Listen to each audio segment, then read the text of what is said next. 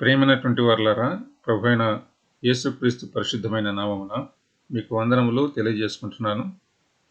యేసుక్రీస్తు అద్భుతములు అన్నటువంటి అంశము క్రింద జలోదర రోగము గలవాని స్వస్థపరచుట అన్నటువంటి ప్రభువైన యేసుక్రీస్తు జరిగించినటువంటి మరొక అద్భుత కార్యమును గురించి మనం ధ్యానించుకుందాం. Healing the man with dropsy, జలోదర రోగము గలవాని స్వస్థపరచుట. కనుక జలోదర రోగము అనగా ఇంగ్లీష్లో డ్రాప్సీ అంటున్నాం, లేదా oedema, swelling caused by fluid in the bodies tissues.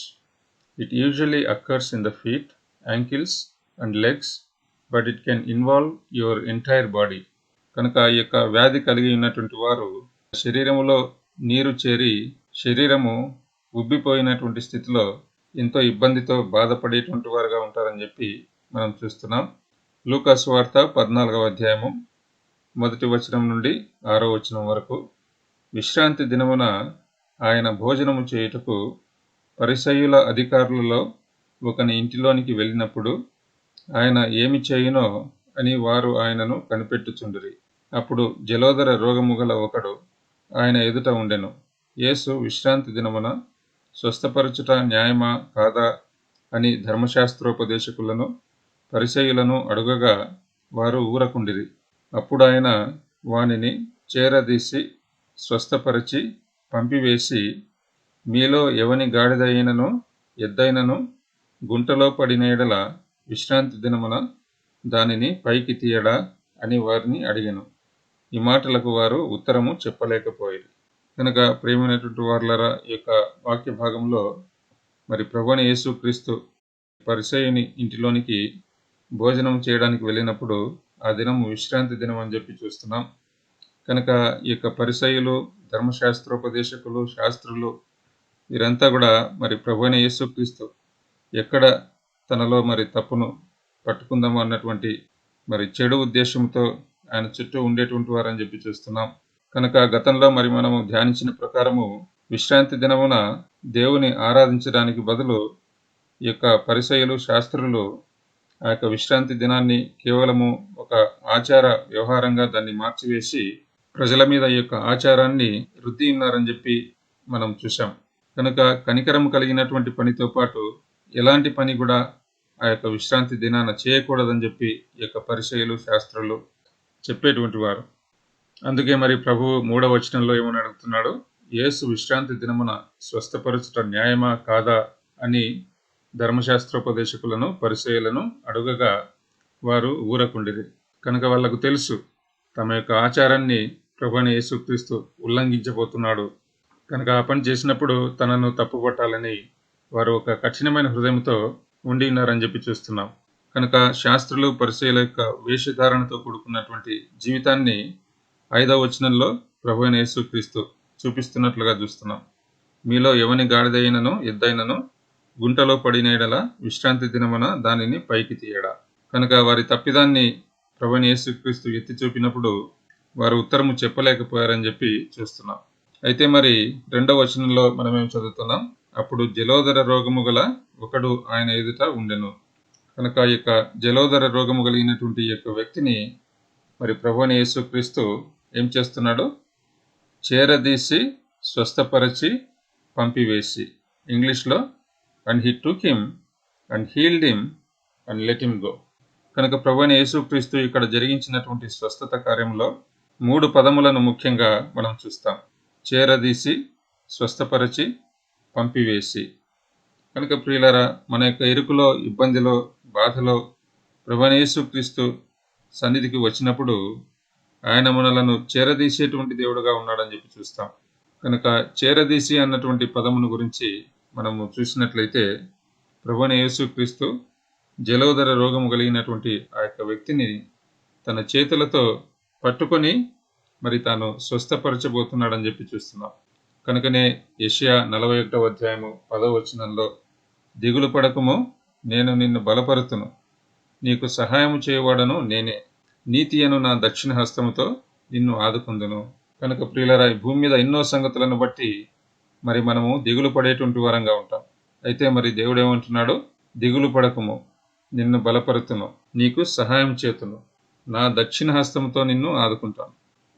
అలాగే మరి యెషయా 41:13లో కూడా నీ దేవుడనైన యెహోవానగు నేను భయపడకుము, నేను నీకు సహాయం చేసేదనని చెప్పుచు నీ కుడి చేతిని పట్టుకొనుచున్నాను. కనుక మరి ప్రభు ప్రియులారా చేరదీసేటువంటి దేవుడు, మనలను తన యుద్ధకు చేర్చుకునేటువంటి దేవుడు. కీర్తన 73:21 నుండి చూస్తే, నా హృదయము మత్సరపడెను, నా అంతరింద్రియములలో నేను వ్యాకులపడి తిని, నేను తెలివిలేని పశుప్రాయుడనైతిని, నీ సన్నిధిని మృగము వంటి వాడనైతిని, అయినను నేను ఎల్లప్పుడూ నీ యొద్ద ఉన్నాను. నా కుడి చెయ్యి నీవు పట్టుకొని ఉన్నావు. మన చేతిని పట్టుకొని చేరదీసి ప్రభు మనకు సహాయం చేస్తాడు. కీర్తన 37:23 నుంచి కూడా చూస్తే, ఒకని నడత యెహోవా చేతనే స్థిరపరచబడును, వాని ప్రవర్తన చూచి ఆయన ఆనందించును. యెహోవా అతని చెయ్యి పట్టుకొని ఉన్నాడు గనుక అతడు నేలను పడినను లేవలేక ఉండడు. కనుక ప్రియులారా, మన యొక్క బలహీనతలలో, మన యొక్క బాధ, ఇరుకు, ఇబ్బందిలో తాను చెయ్యి పట్టుకొని మనలను చేరదీసి నడిపించేటువంటి దేవుడు. హెబ్రీలకు 13:5లో నిన్ను ఏమాత్రమునో విడువను, నిన్ను ఎన్నడూను ఎడబాయను అని ఆయనే చెప్పెను కదా. చివరిగా రోమా 8:35లో కూడా క్రీస్తు ప్రేమ నుండి మనలను ఎడబాపు వాడెవడు, శ్రమ అయినను, బాధ అయినను, హింస అయినను, కరువైనను, వస్త్రహీనత అయినను, ఉపద్రవమైనను, ఖడ్గమైనను మనలను ఎడబాపున. కనుక మరి చేరదీయడానికి వ్యతిరేక పదం ఏమిటి? ఎడబాయడం, విడిచిపెట్టడం. అయితే మరి దేవుడు ఏమంటున్నాడు? హెబ్రీ 13:5లో నిన్ను ఏమాత్రమును విడువను, నిన్ను ఎన్నడను ఎడబాయను. అలాగే మరి రోమా 8:35లో కూడా మరి ఏది కూడా క్రీస్తు ప్రేమ నుండి మనలను ఎడబాయదని చెప్పి చూస్తున్నాం. తర్వాత మరి స్వస్థపరిచి జలోదర రోగము గల వ్యక్తిని ప్రభువైన యేసుక్రీస్తు చేరదీసుకుని స్వస్థపరిచాడు. తన యొక్క శరీరములో ఉన్నటువంటి నీటిని అంతటిని కూడా తొలగించి మరి చక్కటి ఆరోగ్యాన్ని తనకు దయచేసినట్లుగా చూస్తున్నాం. మత్తయి 4:23 యేసు వారి సమాజ మందిరములలో బోధించుచు, దేవుని రాజ్యమును గూర్చిన సువార్తను ప్రకటించుచు, ప్రజలలోని ప్రతి వ్యాధిని, రోగమును స్వస్థపరచుచు గలిలయయందంతటా సంచరించెను. కనుక ప్రభువైన యేసుక్రీస్తు కనికరమును ప్రియులారా మరి మనము చూస్తున్నాం. ఆయన ఆయా స్థలాలకు వెళ్తూ దేవుని రాజ్యమును గురించి బోధిస్తూ, వ్యాధులు కలిగిన వారిని, వారి పట్ల కనికరము కలిగి వారిని స్వస్థపరుస్తూ తాను ముందుకు వెళ్ళినట్లుగా చూస్తున్నాం. చివరిగా మరి పంపివేసి, కనుక మరి చక్కటి ఆరోగ్యము పొందుకున్నటువంటి ఆ యొక్క జలోదర రోగము కలిగిన వ్యక్తి మరి తను అక్కడి నుంచి వెళ్ళిపోయాడని చెప్పి చూస్తున్నాం. ఇక్కడ వ్రాయబడలేదు, కానీ తను ఎంతో సంతోషముతో మరి దేవుని స్తుతిస్తూ అక్కడి నుంచి వెళ్ళిపోయి ఉంటాడు. మార్కు సువార్త 5:34లో కూడా అందుకు ఆయన, కుమారి, నీ విశ్వాసము నిన్ను స్వస్థపరచెను, సమాధానము గలదానవై పొమ్ము, నీ బాధ నివారణ అయి నీకు స్వస్థత కలుగునుగాక అని ఆమెతో చెప్పాను. కనుక ప్రియులారా, ప్రభువైన యేసుక్రీస్తు స్పర్శ పొందినటువంటి ప్రతి వ్యక్తి కూడా మరి సంతోషము, సమాధానము కలిగినటువంటి, నెమ్మది కలిగినటువంటి స్థితిలో మరి ఆయనను స్తుతించేటువంటి మరి ధన్యత కలిగి ఉంటారని చెప్పి చూస్తున్నాం.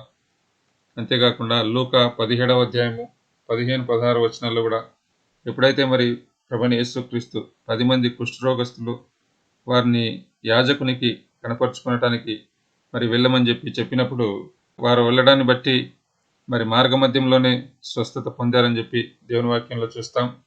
అయితే మరి వారిలో ఒక వ్యక్తి, అనగా ఒక సమరయుడు మరి తాను స్వస్థత పొందుకున్న దాన్ని బట్టి ఏం చేశాడు? 16వ వచనంలో, గొప్ప శబ్దముతో దేవుని మహిమపరచుచు తిరిగి వచ్చి ఆయనకు కృతజ్ఞతాస్తుతులు చెల్లించుచు ఆయన పాదముల యొద్ద సాగిలపడెను. కనుక ప్రభువైన యేసుక్రీస్తు స్పర్శ అనేది ప్రియులారా, ఆయనను కృతజ్ఞతాస్తుతులు మరి చెల్లించడానికి మనలను పురిగొల్పుతుందని చెప్పి మనం చూస్తున్నాం. మనం ఎలాంటి స్థితిలో ఉన్నా సరే ఆయన మనలను దర్శించినప్పుడే మరి మనకు శాంతి, సమాధానము, సంతోషము, కృతజ్ఞతాస్తుతులు చెల్లిస్తాం.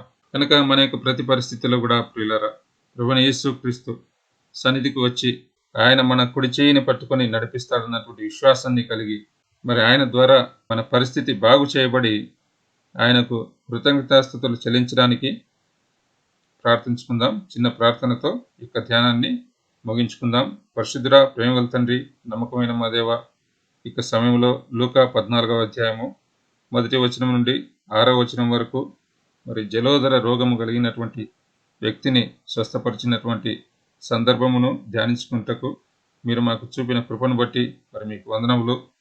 ఎలాగైతే మరి జలోదర రోగము కలిగినటువంటి వ్యక్తిని చేరదీసి స్వస్థపరిచి పంపివేశారో మా జీవితాల్లో కూడా మా యొక్క బాధలో, మా యొక్క దుఃఖములో, మా యొక్క నిట్టూర్పులో మమ్మల్ని కూడా చేరదీసి స్వస్థపరిచేటువంటి దేవుడుగా మాకున్నందుకై మరి మీకు వందనములు చెల్లించుకుంటున్నాం.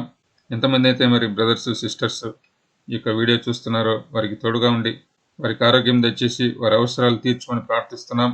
మా జీవితాల్లో మీరు మాకు చాలిన దేవుడుగా ఉండి మమ్మలను నడిపిస్తున్న విధానాన్ని బట్టి మీకు కృతజ్ఞతాస్తుతులు చెల్లించుకొంచు కొద్ది ప్రార్థన ప్రభువైన యేసుక్రీస్తు పరిశుద్ధమైన నామమున మీకే సమర్పించుకుంటున్నాం తండ్రి. ఆమేన్.